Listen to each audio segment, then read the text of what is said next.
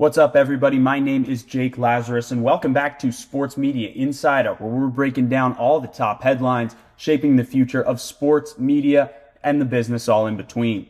Today, we're talking hockey, not the Stanley Cup final, not the NHL draft, but something that's going to shape everything from player salaries to media rights to how athletes show up on a camera before a game. On Friday, the NHL and the NHL Players Association agreed in principle to a new collective bargaining agreement, a 4-year extension that'll carry through the 2029-2030 season.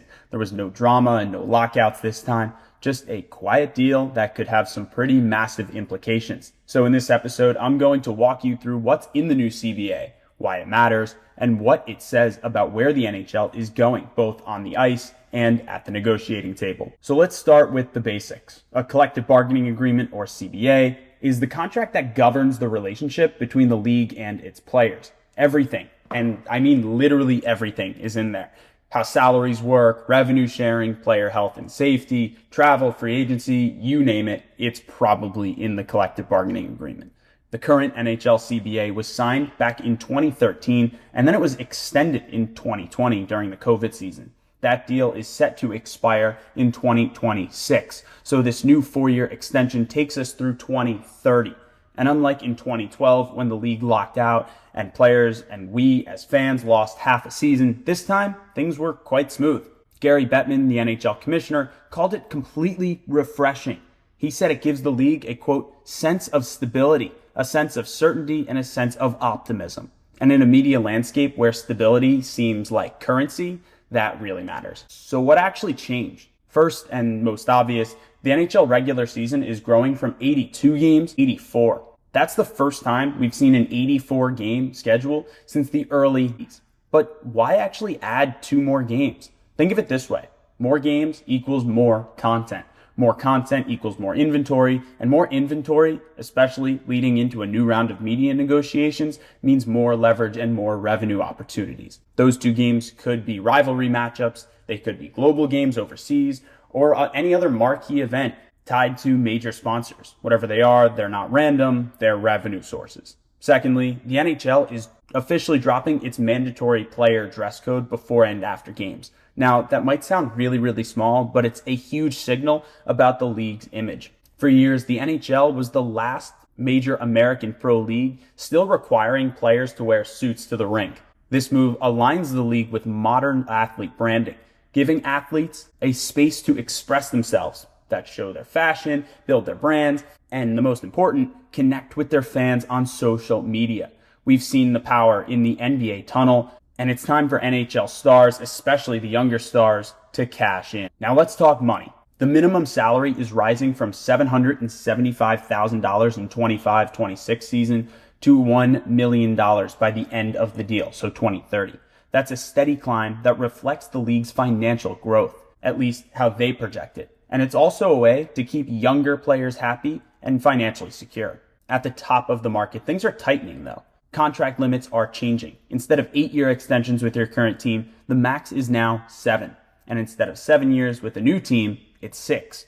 That again starts in 2026. It doesn't sound like a big deal, but it really could have some ripple effects across the league. Now, why is that? Because shorter contracts usually mean higher annual values, AAVs. Teams and agents can't stretch big money over a decade anymore, so players will push for more money up front. That could lead to more player movement and more aggressive deals and fewer buyout-proof contracts that front-load bonuses. We're also seeing a new playoff salary cap introduced, designed to curb the kind of long-term IR manipulation that we've seen in recent years. Think back to Patrick Kane in 2015, the Lightning in 2021, or Vegas in 2023. The idea is to close a loophole where teams stash injured players on the long-term IR, adding big pieces at the trade deadline, and then activate everyone just in time for the playoffs, when the cap no longer applies. Now, details are still emerging and will continue to emerge until 2026 when we have the official document, but the goal is competitive balance. Next up, the Olympics are back. NHL players will participate in the 2030 Winter Olympics in France, and there's even potential language for the 2038 Salt Lake City Games too. Now, that's a huge win for fans, players, and the league's global brand. It adds international exposure, narrative building opportunities, and again, valuable content. And speaking of safety, starting in 2026, all NHL players will be required to wear neck guards. This comes a few years after the tragic death of Adam Johnson in 2023 when a skate cut his neck during a game. The NHL is responding late, but it's still meaningful. So what does this all say about where the NHL is headed? Let's zoom out a little bit. The last CBA was 10 years long. This one, just 4. Now, I don't think that's a coincidence. The NHL's current media rights deal with ESPN and TNT expires after the 2027-28 season, right in the middle of this new CBA. Negotiations are expected to begin mid-2020, and the league will want flexibility. This shorter CBA gives them that. It also shows the players' side is more active.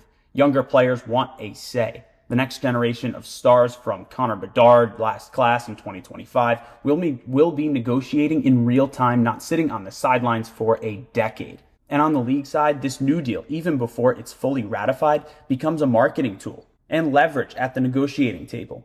Gary Bettman called it a sense of stability, and that message is going to show up in pitch decks to media executives. It's also worth noting ESPN is very likely to remain a partner, in my opinion. TNT's future is a little less clear, and streamers like Amazon or Apple could come into play, especially if the league hits its $1 billion potential target. That's a huge jump from its current $640 million per year deal the league gets from ESPN and TNT combined. But if the league can package regular season expansion, some Olympic content, global games, and improved player branding into a cohesive pitch, it's not out of reach if ESPN dives deep into their pockets with a streamer and potentially TNT as a third partner. So that's where we are. The NHL and its players struck a massive, significant deal. One that expands the season, modernizes the league's image, and tweaks the financials, and sets the stage for the next round of potential billion-dollar negotiations. Is it the perfect deal? Not really, but it's a signal that the NHL sees growth ahead, and it's planning for a more flexible, global, and content-rich future. If you found this breakdown helpful, make sure to subscribe to Sports Media Insider on Substack or LinkedIn. It's free every Monday, and we're diving deeper into stories just like this one every week. Thanks for listening. I'm Jake Lazarus, and you are listening to Sports Media Insider.